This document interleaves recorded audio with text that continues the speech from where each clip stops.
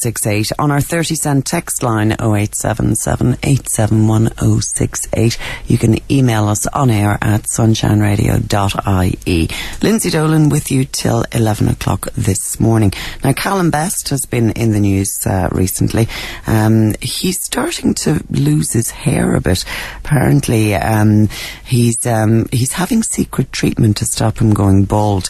He's only 29 and he's been visiting a hair loss clinic in Ireland to slow down his receding hairline. He's been going to the Ailesbury Clinic in Dublin. Now, the clinic specialises in hair restoration using a specially designed implementation pen to place hair follicles at exactly the correct angle and direction. It's a non-surgical procedure. Dr. Patrick Treacy from the Ailesbury Clinic joins me live in studio. Patrick, you're very welcome. How are you? Good morning, Lyndsey. I'm very well, thank you. It's good to talk to you. Hair loss, now, it's such a common problem these days, not just for men, but women as well. Absolutely. When people look at hair loss, I mean, obviously there are many different causes. There are up to 7 different causes of hair loss, but the one that we would tend to sort of focus on is hormonally based. This is what we call androgenetic or male pattern hair loss, but in women it is hormonally based as well. And it's interesting what happens, believe it or not, when people say, oh, people who lose their hair have very high testosterone levels. That is a bit of a myth. But what does happen is related to testosterone is that there's a chemical that makes testosterone. And when it circulates in the bloodstream, some hair is susceptible to it and it causes it to fall out, and some hair is resistant to it and that stays in place. But the fascinating thing about this is when you move the hair, usually from the back of the head that's resistant to it, to other areas, it retains its memory of being resistant to it, and so it doesn't fall out. So if we transplant hair, we have this fascinating sort of situation that we have hair that'll grow for the rest of your life, taken from another source. What we've done that is different is this. We have not single-handedly discovered, but almost among one of the few clinics in the world discovered, that you don't need to move up sweat glands, you don't need to move up blood vessels. If you move up the follicle on its own, it retains the memory.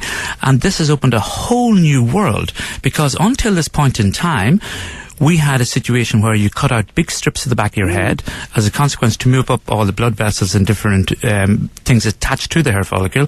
And this is now totally unnecessary. And it meant, until this point in time, most people had to almost lose their total hair before they had anything done about it. Because you're not going to keep cutting strips out of your head. You're going to wait until it's at its worst before you sort of transmigrate. So most people are getting their hair, you know, sort of corrected when they're 40. We can now do it at 18, 19, 21. It also means, without putting too much of a spin on it, that nobody has to go bald again. Because if you can move them up when you need them, then you can do it when you're 18, you can do it when you're 28, you can do it when you're 38, and nobody needs to know that you ever go bald again. Fantastic. It is, it's wonderful. Hair loss, I mean, people can suffer from it from a very young age. I mean, I know a young lad who's only 23 and he's really worried about his hair now. It's starting to thin out a bit. The biggest percentage of people we do, and we've seen this in one of our London clinics as well, is between the ages of probably 21 and 25. Yeah. Now, there's a reason for this as well. People also think that people get breast implants done in their 30s and 40s. They don't. People get it done when they're 18 to 23. And the reason for this is that both hair and breasts are part of what we call secondary sexual characteristics. In other words, you use them to attract a mate. You throw your lot physically and genomally into the sort of gene pool and make the best of it to try and get your best partner to, you know, have children in life. So a girl who feels in some way sort of shy about her breasts is obviously has less confidence. So it makes more sense that she gets a correction done that suits her physiologically and psychologically at 22 than wait until she's 32. It's the same thing with hair. The most fascinating thing with hair is that we see in our London clinic that 1 in every 4 people were a male of Indian descent of an average age of 23. And now I'm sort of into, I suppose, I'm a scientist at heart as well. Why would that be happening? And the interesting thing was, we discovered that the people who were involved in arranged marriages, who were in England, often were connected back to the Indian subcontinent. So they had to track each other by photographs. So they had to send photographs themselves, and you're not allowed by honour to lie, back to India to try and attach a mate. And as a consequence of that, they wanted their hair on board. So it's amazing when you look at the cultural sort of aspects of all this as well. It's fascinating. It's absolutely fascinating. What about people who suffer from, say, disorders like alopecia and things like that? Yeah, well, alopecia itself is just a generalised term meaning hair loss. There are many different forms of it. You have alopecia areata, which is a local loss of hair that often sort of can be corrected by injection of cortisone or steroids, because they're often sort of autoimmune. And these conditions often can disappear themselves after a period of years. Yeah. You can have alopecia totalis, or global alopecia, where you can lose hair from everywhere, including eyebrows, including sort of most of the hair, including the resistant hair on the back of the head can fall out.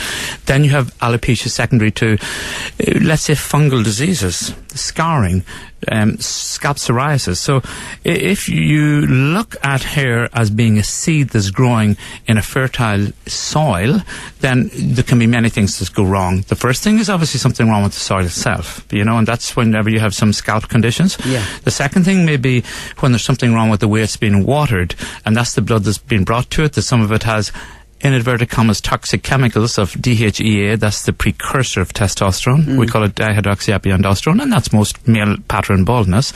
And the most fascinating thing, I suppose, is the fact that when we have male pattern baldness, that this has been known, sort of now for maybe about 30 years. There was a dermatologist in New York that discovered that when he was transplanting skin from one area to another, that it retained its memory of resistance to this chemical. So what we've done in Ailesbury, I suppose, is perfected a little implanter, and this is a patented system where if you've got control of a single follicle, then you've got control of many other things. You've got control of placement, you've got control of direction, and a lot of the older hair that looked like it was coming from a doll's head, where you had this tufted sort of, appearance, that's because 4 or 5 follicles had to be brought up at the one time in a sort of unit that was with blood vessels, everything on board. And as a consequence of that, when it grew, it looked like it was coming out of a doll's head. Yeah. Because we can take those 4 follicles now, split them up into individual ones, and implant them in the direction that you need, then we can actually employ a different hairstyle. So we actually involve hairstylists in our final product. Yeah. So we actually empower some of the hairdressers in town to be trichologists. And as a consequence of that, we see it as our business to transmigrate or implant the hair, but we hand it over because the hair will grow back fully within 10 months. It's 100% guaranteed, and then the hairstylist can take over, and they're fantastic people. It's deciding, okay, what we need to do here is your hairline is, it needs to be in this direction, and we often bring them in at the level of implanting originally. What way do you want your hair? What way does your hairdresser want your hair to be? Because we've total control over that now, and up until this point, nobody had. It's a terrific breakthrough, because there's men, you'd see them from years ago, and the hair would be going on the head, and they'd start pulling it over to the side to try and give the impression that they had more hair than they actually had. And these might be single men. Sure. So to be able to avail of a service like this is fantastic. It really is. It is really embarrassing. It has only been in the last, I suppose, 10 or 15 years that we've seen that very short cut has now become favourably acceptable as a fashion. And of course that will change again. When we grew up originally in the 70s and the 80s, people had long hair, so people couldn't get away with that. And certainly the comb-over period is left in the older generation that came from that time. And there's no doubt about it. Actually, I think that, the short cut at the moment, I'd favour it as well. It does look quite attractive on, sort of people.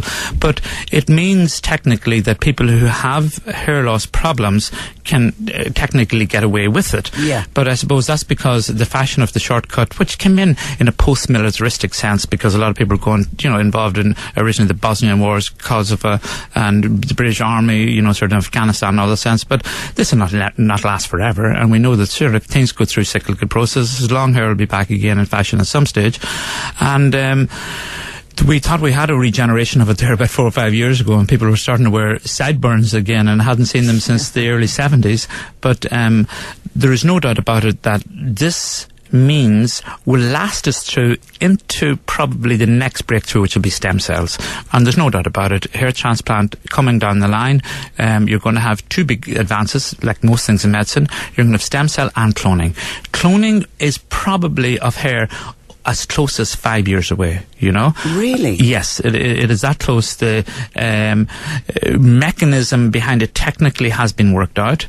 The United Kingdom is going to lead most of this. There's University in Manchester and Leeds, I think, that, or maybe it's Birmingham, that have already perfected the technique, but not as a commercial entity as yet, because all these things have to be translated into business models, because they have to compete in the marketplace. I mean, hair follicle transplant now is singly the best time, because it was costing as much as €5 or €6 per follicle, and it's down now as low as €3, you know, which is amazing. Now, one of the fantastic things about our process as well is because you can split, let's say, some of the follicles down to 3 or 4 units, it means if you need 2,000 hairs, you may need to only take out 800, you know, and then you have a transection nurse. The second thing is you don't need an anaesthetist. The third thing is the patient's wide awake. The fourth thing is they don't need a general anaesthetic. The next thing is they don't need a team of 7 people. I mean, 2 people can do this. I mean, the old method is in a way probably going to be outmoded, and I don't want to in any way seem like I'm knocking the older method, because some fantastic doctors, and even in this city there's fantastic doctors who have perfected the other technique, and at the end of the day what you want is an aesthetic result.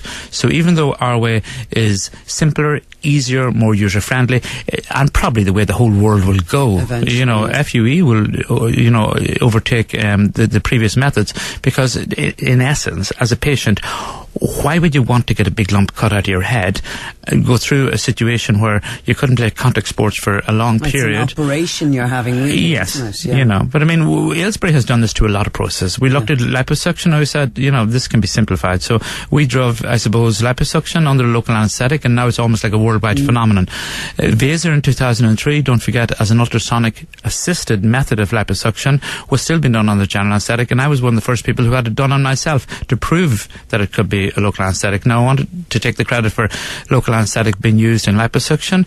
That was done in America by a famous dermatologist whom I've met on many occasions, Dr. Klein, many years before that. I've also met Professor Ilyu, who now is about 83 years of age, who was the first person who invented liposuction to an extent. Well, he took it from a colleague. I actually think I saw a documentary on him once. Did you? Yeah, a fascinating guy, yeah. It's funny, I was in Paris recently with a common friend of ours who we had to go to see him sick in his house. He has a certain condition that I don't want to mention on air, but absolutely a wonderful person and very full of the joie de vivre, and there's no doubt about it. These people all contributed to medicine in its time, and medicine changes like technology, and now we're in a situation, I suppose, where people want less downtime, procedures that are safer, usually procedures that don't involve anaesthetists. And believe it or not, a lot of my friends are anaesthetists, and I don't mean this in any discomplimentary way. It just is the mortality rate from anaesthesia per se, for many reasons, not just because of anesthesiologists obviously, but the fact that often people are sicker, they're fatter, they have cancers, the road traffic accidents is 1 in 5,000. So if you can bypass this in any way, that you can have a situation where anything can be done under local anaesthetic, patient's awake, the patient doesn't have to undergo any sedation, then it's obviously going to be, you know, much better. But at the end of the day, the person who's doing the procedure has to have skills as well. So just because the process itself is made easier, more user-friendly, you still need a talented person, you know, sort of behind the knife.